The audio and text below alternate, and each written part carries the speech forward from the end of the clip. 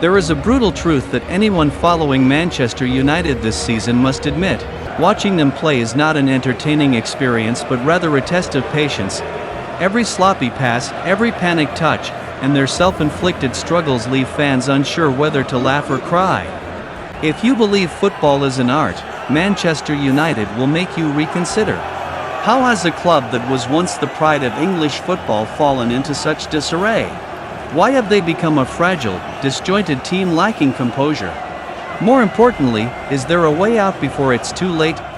Ruben Amorim's Manchester United is stuck in an endless cycle. They have possession, they pass the ball around. But no one knows where it will lead. Looking at the statistics from their 1-1 draw against Real Sociedad, 45% possession and 13 shots, it might seem like a respectable performance.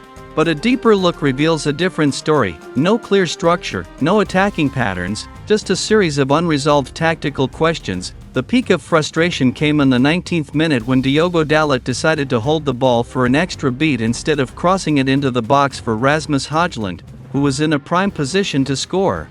The Danish striker, goalless in 19 consecutive matches, threw his arms up in fury, unable to comprehend his teammates' decision. However, this was not just a personal issue with Dalot, it was a microcosm of Manchester United's current state, a team lacking trust, where players act on instinct rather than relying on a cohesive tactical system. In a well-structured team, Dalot would know his role, deliver the ball into the central area for the striker to finish.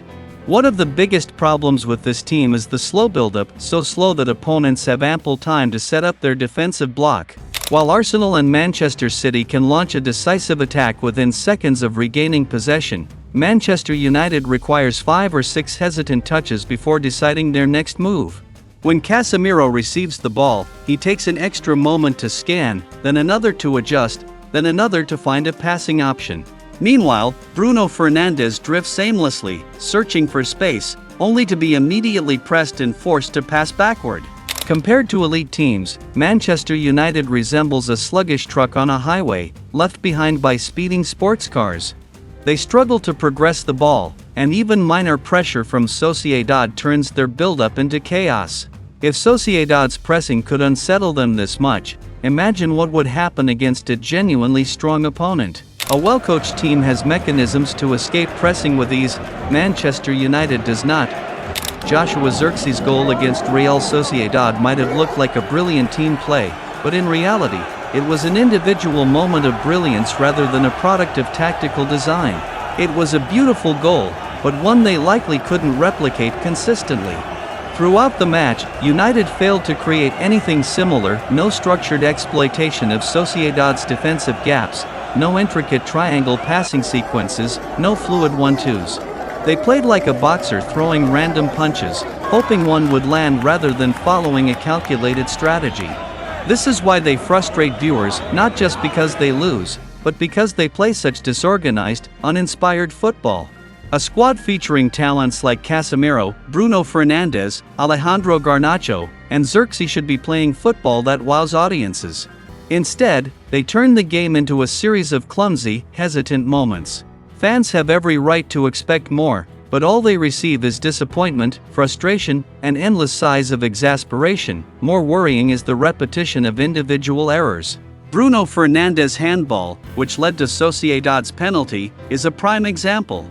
In a relatively harmless situation, the United captain inexplicably raised his arm while challenging for the ball.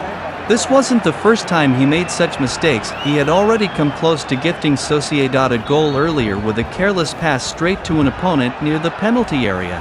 These lapses in concentration are no longer rare for United. Even more concerning is how mentally fragile this team has become. As soon as Mikel Oyarzabal equalized, Manchester United completely lost control. Sociedad dominated the final 20 minutes, and had it not been for Andre Onana's heroic saves and Ori Escarsen's wastefulness, United would have suffered a defeat at the Real Arena. Under pressure, United lacks a clear plan to retain possession, slow the game down, or rally together as a team. No one steps up to drag them out of trouble.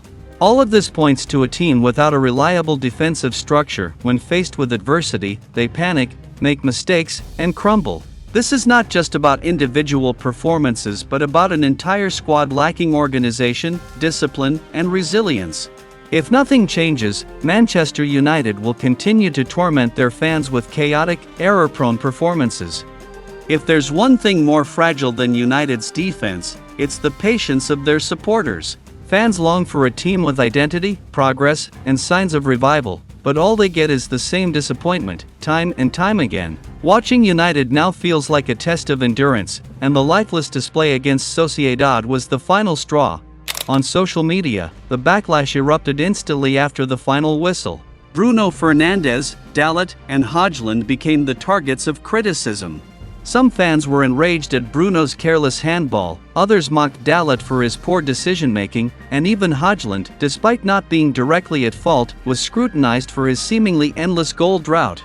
The situation feels like United are free-falling into an abyss, with no clear end in sight. Sarcastic memes, compilation videos of errors, and ruthless criticism flooded the internet, reflecting the sheer frustration among fans. In this turmoil, Ruben Amorim cannot escape scrutiny. When he arrived at Old Trafford, he was expected to lead a revolution. Now, many wonder if he is truly capable of restoring Manchester United's former glory. Without significant improvement, United could be eliminated from the only competition where they still have a chance at a trophy. If that happens, their season will effectively end in March. They are not contenders in any competition, have no silverware to fight for, and no sign of a brighter future. The Europa League was supposed to be their lifeline, but based on their current form, who would bet on them going all the way?